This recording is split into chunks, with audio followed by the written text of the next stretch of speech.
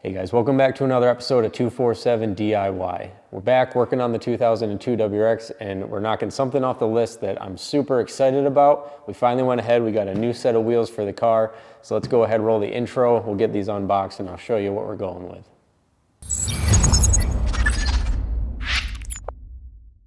All right guys, and so I don't know if it's just me being extremely picky about wheels or if you guys go through the same thing, but finally ending up on this wheel here took me a huge amount of time. It was a lengthy process looking at all sorts of different wheels before I finally went ahead and decided on these Konig SSMs. Now in a perfect world where budget wasn't a factor, I would absolutely be going with some Werkmeisters. Unfortunately, those are about halfway between $4 and $5 grand for a set of wheels. I've said it before, I don't see myself ever being in a position to be comfortable with spending that kind of money on a set of wheels. Some people are, some people aren't. I know this is probably gonna annoy a lot of people because there's tons of hate out there for replica wheels because this is just that. These are a replica of the Werkmeisters. Plenty of other companies that make them, ESR, Adhan. I'm sure there's other wheel manufacturers that have copied that wheel over the years. But with these coming in under $1,000, I want to say it was right around the $900 mark for a set of four. I really couldn't beat it. Now, unfortunately, I'm not going to run these the way they came out of the box. I will admit that I've already gone and test fitted these on the car. I mean, how can you buy a set of wheels? I bought these a few months ago and not get really excited and go ahead and mount them on the car. So I have test fitted these and I've realized a couple of things. I don't like this color configuration for the wheel. Unfortunately, Konig only offers these in the machined lip with the black center. And then even after I test mounted these, took some pictures, looked at them, asked the internet. Of course, the internet hated the idea of me painting them all black because I didn't really like the black on machined lip here. Finally decided I'm just gonna go a different color on the face. I'm gonna be going with a dark gunmetal gray. I saw it in this picture here of a set of Werkmeisters on a, I think this is like a 10 or 11 Subaru here. Now in this picture, it is actually a black face on this wheel with a matte finish, but in the lighting, you can see it looks almost like a gunmetal gray center. And one of the big reasons why I don't like this color combo is the black face disappears. When you put it on the car, you see the machined lip, but then it's just like there's nothing in the middle of the wheel. And I just didn't like that. And ultimately I realized that is why I wasn't liking it, is just everything sort of disappears. You just see the lip. So I think if we can make the centers pop, I don't want it to be like a fully machined wheel. I don't want this all to be polished and brushed. I know I don't want that look, especially being on a silver car and then an all silver wheel. It's just too much silver. I do want the center to be a little bit dark. I'll show you the paint I finally settled on in a second here. But the other thing with the wheel is too, these only come in, I mean, they come in different offsets, but the most aggressive that I could get with a 5x100 bolt pattern is a +42. That's honestly closer to like stock fitment of the stock wheel. Now granted, this is an 18x9 that we're going with, a much larger wheel than the 16x7.5 that I have on there right now. But the +42 is not gonna be nearly as aggressive as I want to run. I'm going to try the 25mm spacers, or the 20mm spacers that are on there right now. Once we have the tires mounted, I'm fairly positive that's gonna be too aggressive and there's gonna be too much poke, and in order to get that to work, would just be having to run too much camber. I don't wanna be part of that new scene with the wheels that people have where they're super cambered out. I don't want that. If I have to run a little bit of camber, that'll be fine. But because I put this painting project off too long, I don't wanna go ahead and fit these up, as much as I know you guys probably wanna see what they look like on the car. I need to get to work painting these or else I'm just gonna lose the motivation. I'm not gonna get it done. So what we're gonna be doing, we're gonna be popping out all these rivets because masking is gonna be a lot easier without those rivets in there. Scuffing just the center. And I know that's gonna leave me with a bit of a paint edge. That is gonna make me nervous like down the road if there's gonna be any like peeling maybe from where the paint that I go on stopping. But if you think about it, that's how these wheels are manufactured. They're painted and then they're machined back. And so there is an edge here where the actual machined and then polished aluminum stops and the paint starts. So as long as we do a good job with scuffing the surface, I don't think that should be an issue. And then we're not gonna be doing a gloss clear either. I have I can't remember if I got matte or satin, but we're definitely not going with a full gloss clear. I don't want it to be shiny like the lip. I want it to contrast with a matte finish. So got to pop out all these rivets on the wheels before we can start scuffing these, so let's get to that. And then getting these plastic rivets out of the wheel is not difficult. All you need is a hammer and a screwdriver. We've got the wheel flipped on its face.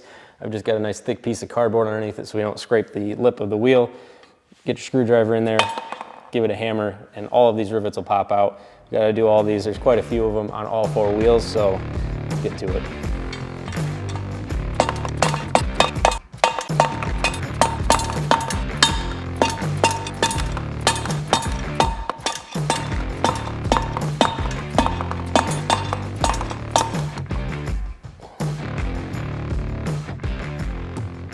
All right, so now we need to go ahead and prep these wheels. This is the one part about painting projects that I absolutely hate and is a big reason why I've put this project off longer than I should have. But I'm going to hope that the red Scotch-Brite is going to be ideal for this. I do like the Scotch-Brite pads because they are flexible and you can really get into all the contours really nicely, and 9 times out of 10 this will do a good job. It's going to come down to how durable of a clear coat they put on the paint on this wheel, which we'll find out in a minute. But I'm going to scuff this side, and as much as I kind of wanted to limit this project to how much effort I'm putting in, we'll do the other side of the face as well. I'm not going to worry about painting the whole inner barrel, but I do want these spokes like completely wrapped so we can avoid chipping and things like that. I don't want to just paint the face and have like a paint edge here. So we'll do both sides. I'll end up painting both sides of just the face. We'll mask the barrel and everything like that, but we can only get to that once these are prepped, so we got to take care of that.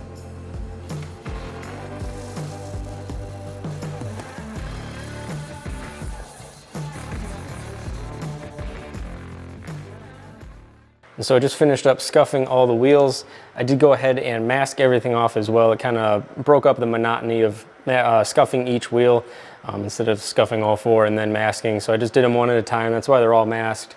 Pretty basic stuff there as far as masking a wheel off.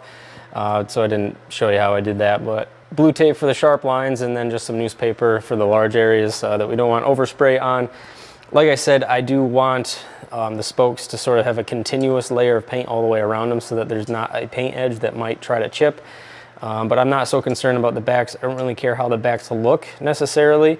So we're just gonna lay down probably 3 coats of paint on the back, then we'll flip them over and really pay attention to the faces.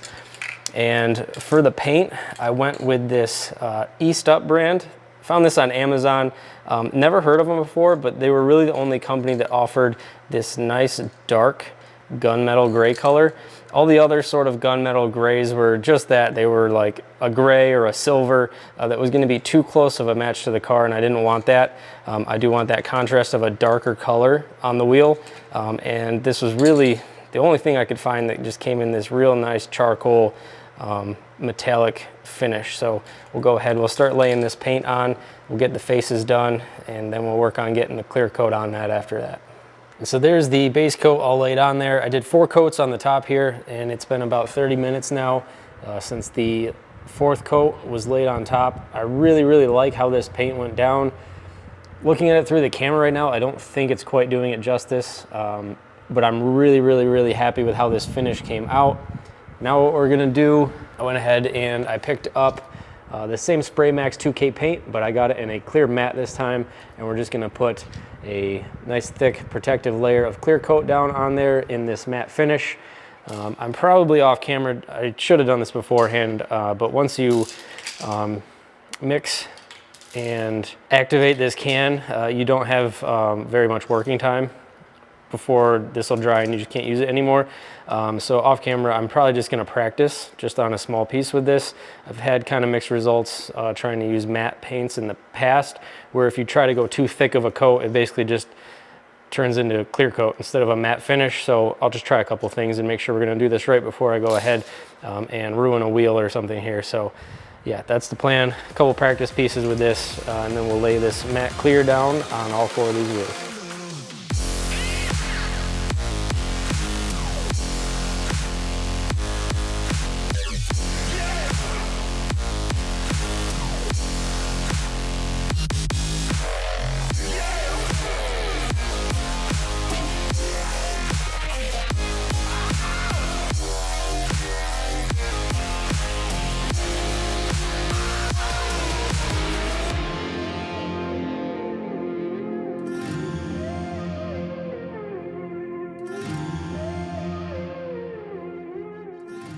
So it's the next day. I just wanted to give everything a chance to kind of air out here in the barn, let these wheels start the curing process a little bit. The paint's dry, probably gonna take a couple of days before it's fully cured here, but they are good to go. You can see I put the hardware back in.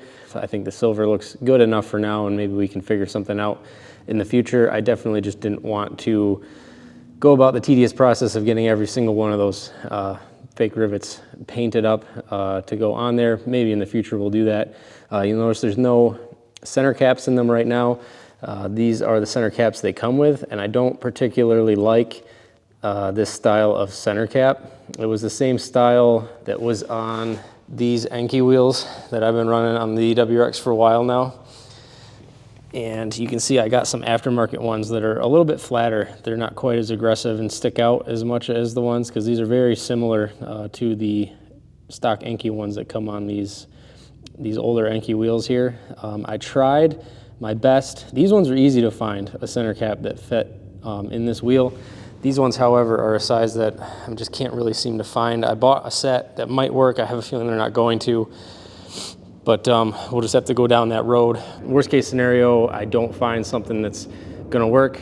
Paint these up the same color, probably. I don't know how much I like with the chrome there.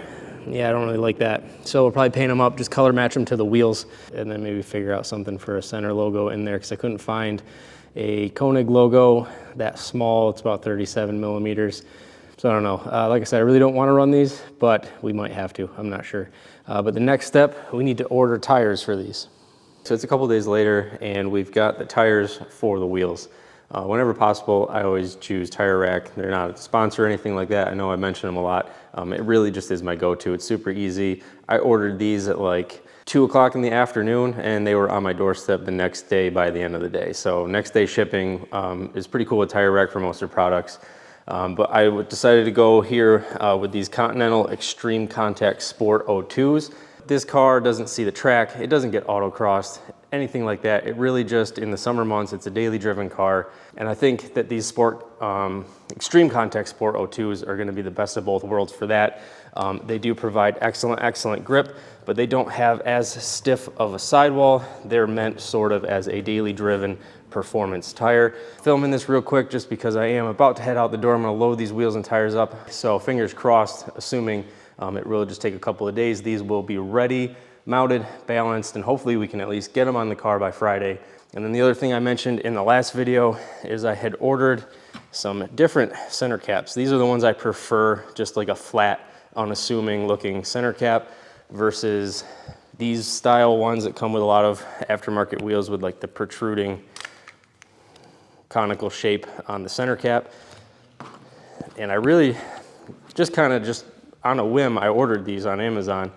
Really not sure if they were gonna work because I couldn't find, when you look at the dimensions on the product description, one that was an exact match to those ones. But these ones, to my surprise, fit right in, and I was expecting them to be have a little rise to them.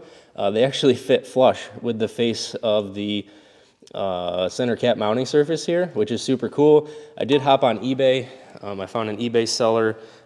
Unfortunately, they're out of Portugal, so it's gonna take probably by the end of this month to get them in, but they make stick-on metal domed center caps, and then they've got the Konig logo on them. I think it's gonna be a nice look. And then the other thing that I have on order, which should probably be here in the mail today or tomorrow, not that I'm really trying, I'm not trying to confuse people and make people think that I'm running Workmeisters or anything like that, but I do think one thing that really ties the look together for the Workmeisters is the work sticker, the work wheel sticker that they put on one of the spokes. So I did find some 3-inch Konig wheels decals in black, so they'll be a little bit, it'll be kind of like a ghost decal type setup, and they're just not really gonna stick out, but it's in a matte black 3-inch sticker for each one of the spokes for these wheels. I think that's really gonna make everything pop, just make it look like I want it to look without having to spend the crazy amounts of money you gotta spend to get a set of Workmeisters. So that's that. And I'll be back with you once we have these wheels and tires back, and I'm ready to make a little bit more progress on getting these wheels finally fitted up on the WRX. All right, so I did take a little bit of a break from the WRX. Mainly I was just waiting on some parts to come in and trying to figure out the last couple little things that we need here to get it on the road. I have done a little bit of work, and I'll catch you up here on everything that I've done. The wheels and the tires, I did get back from the tire shop. They're on the car right now, and I'll show those to you in just a minute. But we need to talk about is the spacers here for the fitment that we're going for. So I did order and finally got in these 20 millimeter spacers, and they're going to be replacing the 25 millimeter ISC spacers that were on the car. Now that led me down to sort of the first road of things where we ended up coming onto this size spacer and the plan that we're going to be going with, which I'll explain in just a minute. I had forgotten that these were 25 millimeter spacers. For some reason I thought I had gone with a 20 millimeter spacer. So looking at the fitment of the wheels when I got them put on the car, I was thinking I was going to need either a 10 millimeter spacer or a 15 millimeter spacer. And if I wanted to go with a 10 millimeter spacer, which typically doesn't come with the captive bolt-on style adapter style spacer like this, I would have needed to get longer wheel studs to accommodate those. 15 millimeter spacers, sometimes you can find them just as a spacer, again, not in an adapter style like this, but a lot of them come with an adapter style like this. And if you're gonna run it like this, you need to have a wheel that looks like this, that has pockets recessed in the back, because those 15 millimeter spacers aren't long enough to cover the factory length of stud that comes out, so they're going to stick beyond the spacer a little bit, and these pockets will accommodate that little bit of stick out. The Konig wheels that we went with, they're just a flat mating face. They don't have a pocket, so we wouldn't have been able to go on that route if we were running the 15 millimeter adapter style. So then my plan was I was probably just going to order up a set of 15 millimeter spacers or 10, depending on the fitment, and just press the studs out of them and then run ARP extended studs. So I went ahead and, as you can see, I've got these. I ordered the ARP extended studs. Came out to do some work. I wanted to test fitment and see how things looked, trying to determine whether I needed that 10 or that 15 millimeter spacer. Then came out, looked on the side of these, and realized that they were 25 millimeter spacers. I'm not sure why somewhere along the line I got confused and thought I was running 20 millimeter spacers, but it is what it is. So then I was like, well, then my options are probably going to be either a 20 or a 15. So again, the 15 would put me in the same scenario as before, with the exception of a 20 does come in adapter style. I'm still not sure that these would work. I can't remember off the top of my head. I believe the factory stud, I'll just use a Forester stud here to explain what I'm talking about. But I believe I measured it, and I believe the stick out on the factory WRX studs was like 24 millimeters. So even though these are a bolt-on style, I still think we would have needed pockets to run these. I'm not 100% sure, but if that measurement I took was correct and that there's 24 millimeters of stick out on the WRX studs and these are only a 20 millimeter spacer, yeah, we probably would have run into problems there anyway. However, and this is where I'll show you the wheel and tire fitment. What I had done was I came out and I actually just took some plywood that was 20 millimeters in space. I think it was just shy, so I also added a washer. So these right now are just mocked up with my homemade wooden spacers just to get an idea of fitment. But with those spacers on there, there wasn't enough lug nut to actually bolt the wheels on to get an idea of what we were looking at. So I did actually put the longer studs that I showed you. That's all done on this side, but I still have to do the other side. So if you're interested in seeing how that's done, stick around. There's a little bit of a trick you can do for the rear ones because they can be kind of a nightmare to do the right way, but we'll get to that in a minute. So again, did I need the extended wheel studs? I don't know. Maybe I did, maybe I didn't, but at the very least, without having to buy spacers ahead of time and waste money on spacers, this was kind of the way to do it. So the extended studs are in this side. I do think that I really like the 20 millimeter. You can see we've got a bit of poke here in the rear. That might be a little bit of an issue. We are a bit proud of the arch here in the rear end. I don't want to have to lift the car up crazy high to have a comfortable ride without scraping and hitting stuff in the rear end here. But the front, I don't want to go less than the 20 millimeter spacer because we're pretty much square right there with the fender. Now I think on this side, after messing with all the suspension, I think there's a touch more camber here in the front than the rear.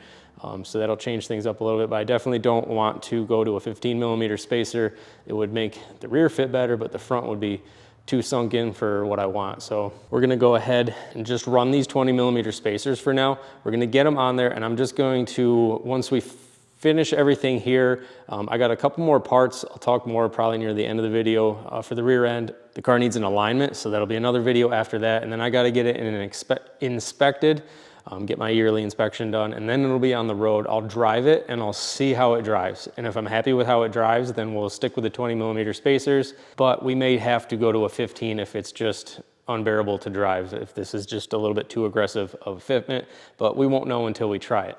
And then the other thing that I did end up getting in the mail here were these Konig stickers that I said I had ordered. They took a little while to get in. They did come from Portugal, if I remember correctly, and they're gonna go perfectly on these center caps that I bought.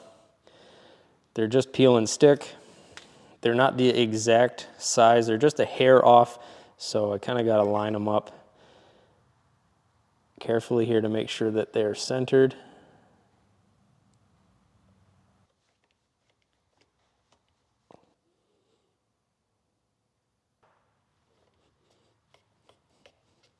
And there you go, we got our center caps made up. I definitely like these a lot better than the stock ones that come with the Konig SSMs. Not gonna throw these on yet because I'm just gonna have to pull them out anyway when we do the alignment, but we have those ready to go. I did install the other two. I just put those together when I got them to make sure that everything was gonna fit properly. So let's take a look. I'll show you how they look on the wheel. All right, so this is how they look on the car. They honestly look really good. I like how flush they are and how they don't stick out proud like the other ones did. I'm not 100% sure how I feel about like the double logo here with the spoke decal and the center cap. I really do like the spoke decal, so I'm not 100% sure on all that. I'll have to just leave them on there. I'm just gonna leave it like it is right now and just see how I like it, and then if I need to change it in the future, we'll see about making some changes. The other thing that I did, you can see I ordered these are Gorilla forged extended lug nuts, and I bought the extended ones only because I assumed with the extended wheel studs that I was going to need a longer lug nut to cover it. However, you can see in there they really don't with that 20mm spacer. They don't, and I already checked. I have plenty of thread engagement. If you're concerned about that, I know everybody, that's the first thing they throw out when you talk about spacers and stuff like that. There's more than enough thread engagement here, but you can see that I do think the extended lug nut was not necessary, and so I will probably not run these only because of how much they stick out from the wheel. A little bit of stick out would have been fine, but I think that's a little obnoxious. I don't know. I'm not really a huge fan of that, so probably going to order some shorter ones. Basically, if they were that height without the extended knurled end on there, that probably would have been perfect. So I'll try to find something that's more of a standard length lug nut. I think that'll look better than with these all poking out like that. And then as far as the wheels and tires, like I said, I did get those back from the shop. They did a great job. I did throw them on there just because I kind of got a little bit excited, and I just really wanted to see them on the car, and I just didn't feel like coming out and filming for a couple of seconds while I threw these on the car. There was only a couple of things that I figured I'd just point out. The first one was, and I guess this was my fault, I didn't specify or anything like that. They did throw in the rubber valve stems. Now, again, it's not like this is a super high quality wheel that rubber valve stems are gonna be an absolute like blasphemy to throw on there. And on one hand, I do kind of like the rubber ones a little bit better because they are much more durable than the metal ones, but the metal ones probably would have looked nicer with this machined lip. But again, I didn't ask them to do anything specific when I dropped them off. So maybe that was just more my fault for not asking if they could throw the metal ones on there. The other thing is, let's see if I can find which wheel it is. It only happened on one wheel, and so I'm assuming it was just how they were throwing it on their machine. It was probably the first wheel. They didn't realize that these were painted by an amateur painter in his garage. Yeah, right here you can see chipped a little bit of the paint off the finish there. Actually, that's not the chip, that's a little smush. That's the chip right there, like an actual, like that goes right down to the black paint. And actually you could kind of hear that sound. It just separated it to about there to there. So as I mentioned in earlier videos, I do find painting projects to be a little bit tedious, and I don't feel like going through all of the time and effort right now to fix this. I will fix it. but right now I'm just more concerned about getting the car on the road. So once that cap goes in there, you're not going to see it that much, but we definitely don't want this to start chipping and getting worse. And I do want these wheels to look, you know, nice and presentable. And with that paint chip right there, it's not looking nice and presentable. So I will fix that, just not immediately. I'm going to run them as is and just fix it down the road. And actually, if you're curious, this is the stock fitment with these wheels, the 18 by 9 plus 42 on a WRX with a pretty aggressive roll and pull on the fenders. Pretty sunken here. And then quite a bit of gap, tire to fender here in the front. So definitely, I mean, it doesn't look terrible. I mean, especially if you didn't have like a pull on the fenders, it'd look a little bit better. You could probably run them like this. I wouldn't personally like that with them sunk in like that. If you're gonna go with this style wheel, this looks a lot better in my opinion. And then lastly, the only other thing that we did off camera is I've been using this set of Hubcentric rings now for quite a while. But they're plastic. They came off the old wheels. They're the same size that I would need to run these Konig wheels onto a Subaru hub. But I noticed when I put them in the wheels and then I put it up on the hub, there was just a very, very tiny amount. So I went ahead, I ordered some aluminum ones. I already installed them in the wheels. They were just, I think it was like, it's an Amazon brand that I've actually used for like lug nuts before. It was Circuit Performance, I think it is. I was just going to get the Konig aluminum ones, but they've been sold out forever, and so I don't think they're planning on getting them back in stock, at least for the specific size. I don't remember off the top of my head what it is. The 56.1 Subaru to like, what is it, like 73.1 for the Konig wheels or something like that. But like I said, I did put them in the wheels. I was actually really happy with them. They are just enough of an interference fit where it's not that they were the wrong size or anything, but you would just put them on the hub and then take a block of wood and you did have to just tap them, kind of hammer them down in.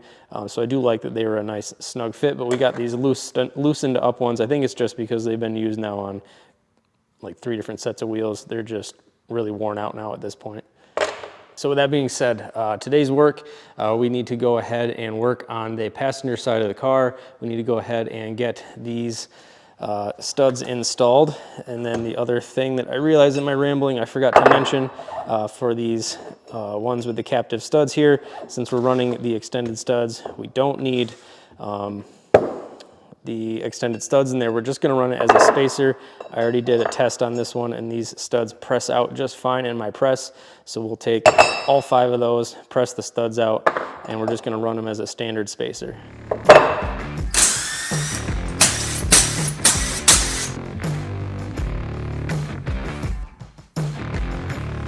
All right, we'll go ahead and start here on the front because this is just going to be the easiest, the most straightforward to get these studs installed. There's really nothing too crazy about this. First thing we got to do is remove the caliper, so we'll take off the 2 17mm bolts on the back side.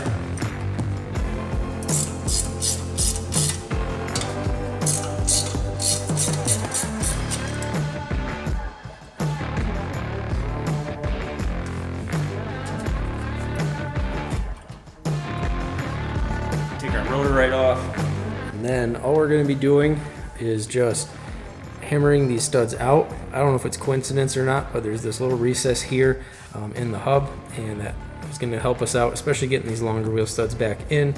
But there's plenty of room to get the ARP studs in there. We're just going to take a sledgehammer, pound these stock studs out, and then we'll work on getting the longer ones in.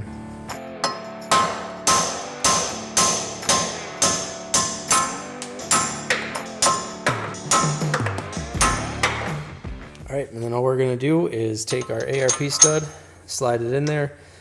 I don't know how necessary it is, but I do kind of like to twist it until you feel the grooves, because if you look at the way these press into the holes in the hub, you can see there's this knurled end on it, and so they actually kind of like grab into the metal. And so again, like I said, I don't know if it's necessary, but I like to kind of twist it until I feel those line up with the indents from the old studs. And then I just take a old nut that's much wider than the stud, and this is pretty much primarily just what I use this nut for. Is why you can see it's all kind of damaged there. I slide that over just as a little bit of a spacer, And then a sacrificial lug nut. This is just a stock, I think this is a Forester lug nut. I mean, all Subaru lug nuts are pretty much the same, but I believe this is one of the ones that goes to the Forester, and I just took an angle grinder. I cut the top off to make it an open end lug nut. And then we just take our impact and we're just going to hit it until the seating lip here on the stud touches the hub. So you're just going to watch that until it draws it through, it seats it flat against the hub, and then you'll also know it's seated because the sound of the impact will change once it's tight.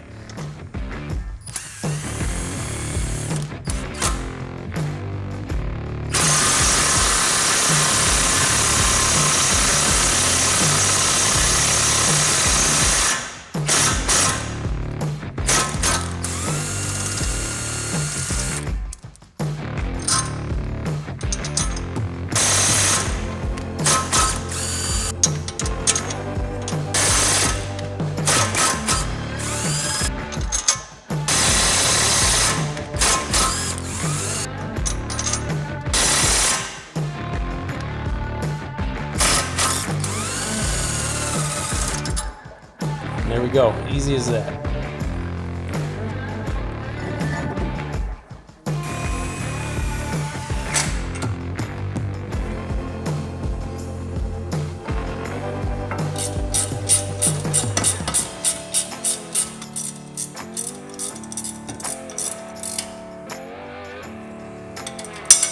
And then off camera, I just went ahead and I brought this over to my press and I pressed the studs out. You could hammer them out the same way we hammered them out there, but I figured since I have a press, might as well just go ahead and use it. So these are ready to go just as standard spacers.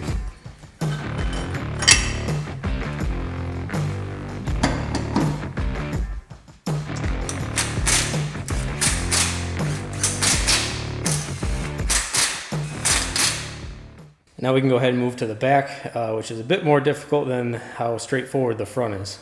So we'll start with the same thing for the rear. We're gonna go ahead and get the caliper off first. In this case, because I'm running the 2-pot calipers from a WRX in the rear, I ran adapters, and so we're using an Allen key here.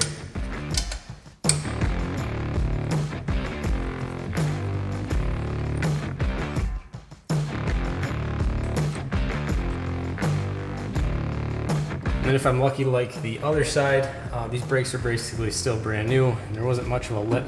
The parking brake shouldn't grab. Yep, I should be able to get the rotor right off. And then the next thing we're gonna go ahead and do here is disassemble the parking brake assembly. We need to get these shoes out of here, so we're just gonna go ahead and take everything off. I've said in the past in some of my videos that it's always a great idea to just go ahead and take your phone, snap some pictures of these, that way when you're ready to put it back together, chances are you're not going to remember exactly how it came off, so if you have those pictures to reference, it's really helpful.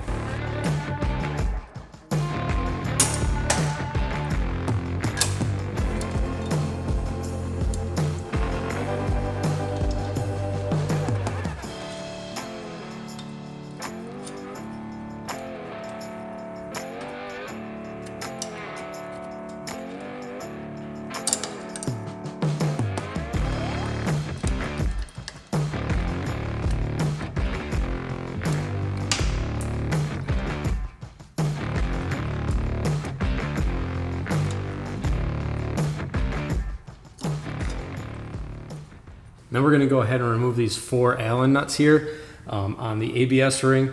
And then this is where I guess I should tell you exactly what we're doing. In a perfect world, to install these extended lug studs, what you would do is you would actually pull your whole hub assembly off, but these older Subarus use press-in style wheel bearings. And so at the very least, that means just replacing the inner bearing, reusing your hub portion, but replacing that bearing. And believe it or not, even though this is a 2002, those bearings are still not cheap if you go with a factory Subaru one, which I prefer to do when it comes to wheel bearings. Plus, it's just kind of a nightmare having to pull these and press them, and it's not very fun to deal with. So there's a way that you can do this that's been used quite frequently in the past. Your ABS sensor comes right through the back side of your parking brake backing plate here. We're going to unbolt that, and then that's going to give you access. Now there's 2 things that you can do. Probably the better option is people will drill out the hole because the head of the studs still won't fit through this hole after you remove the sensor. but then your sensor is being placed in a hole that's not the same size as the sensor. In my opinion, I don't know. I just don't like the idea of that sensor kind of just being bolted into free space after that.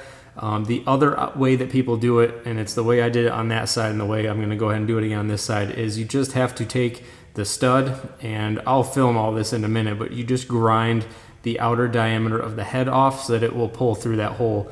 And it's not very much material you have to remove. I found plenty of people that have done it that way, including people that autocross their vehicles and stuff like that. None of them have had a failure. It seems to be just fine. But I'll mention now, even before I go ahead and film the part where we grind the heads down on those, do that at your own risk. You are removing some of the material that's like the gripping portion that holds to the back side of your hub face. Like I said, because it's been used time and time again, I found plenty of people on the internet back when these GD Imprezas were a bit more popular that did it that way, and they've run into no issues. So that's why I'm confident doing it. I'm not telling you that this is the ideal way to do it. If you do it at your own risk. But we're going to go ahead and take these Allen bolts here out of our ABS ring, because we're going to need that freed up in order to get the clearance that we need to get the longer studs in.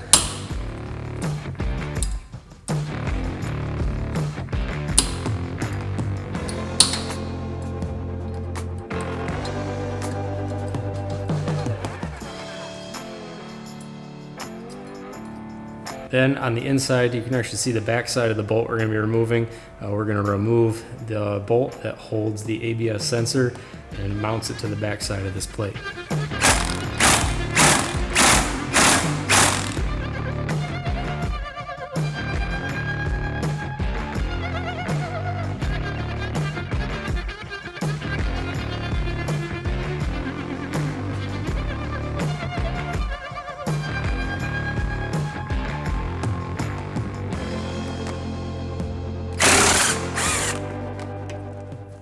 All right, so yeah, that was a pain. That bolt did end up snapping off.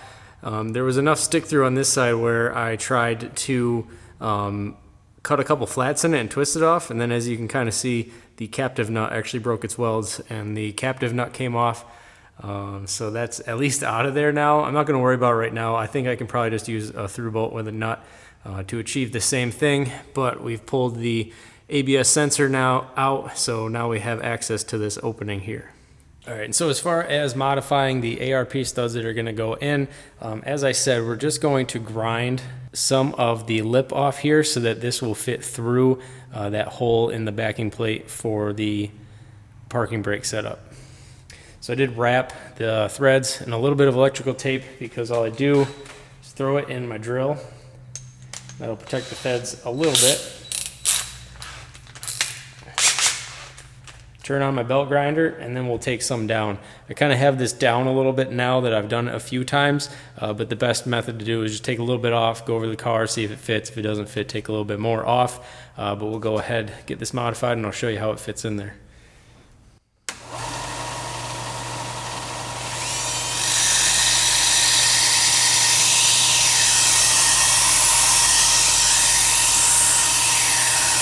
And then if you're curious on how much material we are removing, you can see on the left is the one we modified, and on the right is the stock ARP head. That's how much material we're removing. So again, you can be the judge on whether or not you would want to decide to grind these down to fit through the ABS sensor hole. All right, so the only other thing that I found that I had to do this on the other side too, is with that ring, the ABS ring here loose, you still don't quite have enough room. Sorry for the autofocus, it's being really annoying right now. You still don't really have enough room to get the stud through because this ABS ring still kind of sits a little proud there. So I just take my finger sander here, I come up and I just remove a very small amount of material here on the outside of the hub there. And then as I was sort of test fitting, I did notice that I just needed a little bit of room. Again, this thing doesn't want to autofocus, but you can see I just took a very, very small amount off there. I line up those two spots that I sanded down, and then our stud should slip right through.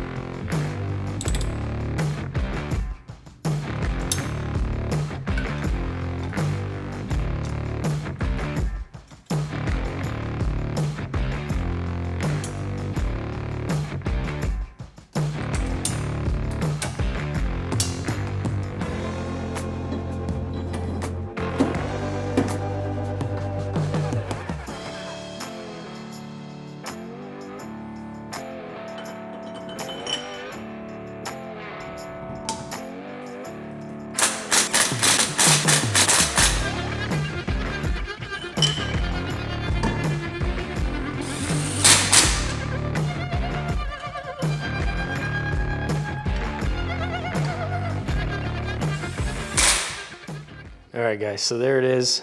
It's down on the ground. I think that the wood ones that I made were just a hair, maybe like a millimeter or two wider than 20 millimeters.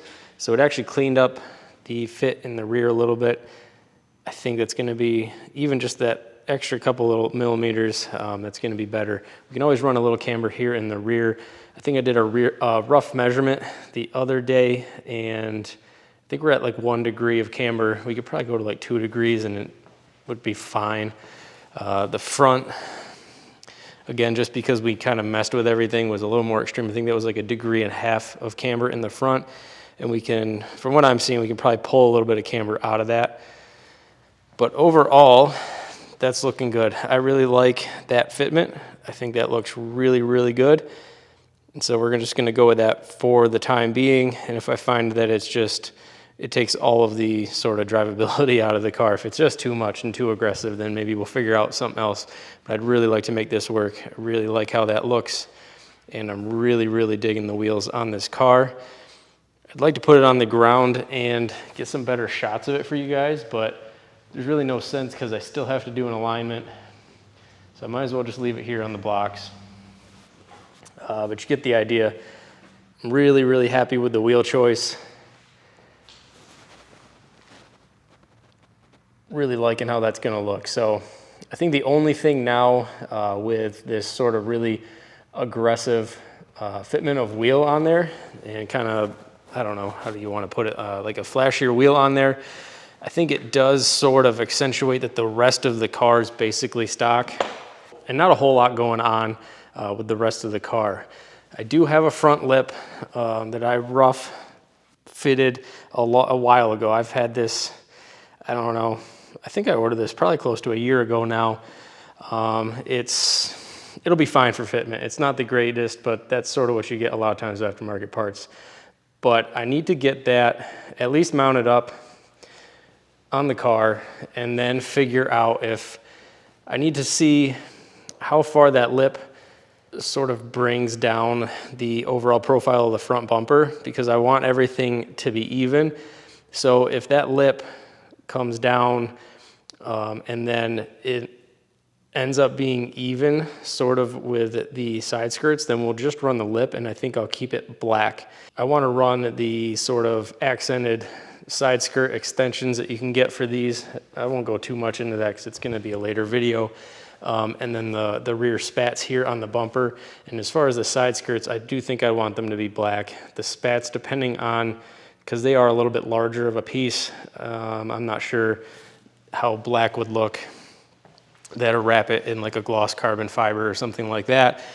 But you'll see like a lot of times people double up with the lips on the front, because when you add the side skirts, the front lip sometimes doesn't come down far enough to match the height of the side skirts. And so that's what I need to figure out with this is this going to need to be body matched to match the bumper, and then a black sort of diffuser style, very thin lip to bring it down to the profile of the side skirts, or am I just going to run that? Like I said, it's going to be a future video. And so that's going to go ahead and wrap up all the work that I wanted to get done for this particular video, guys. It's getting us close. The vehicle is like this close to getting on the road, and the weather's getting nicer, and I really want to get this out. So stay tuned for 2 videos that'll be coming out hopefully much sooner than later. I did order new rear lateral links to go in the rear end. I need to get them painted up to match the other suspension components. So there'll be a video on installing those rear lateral links.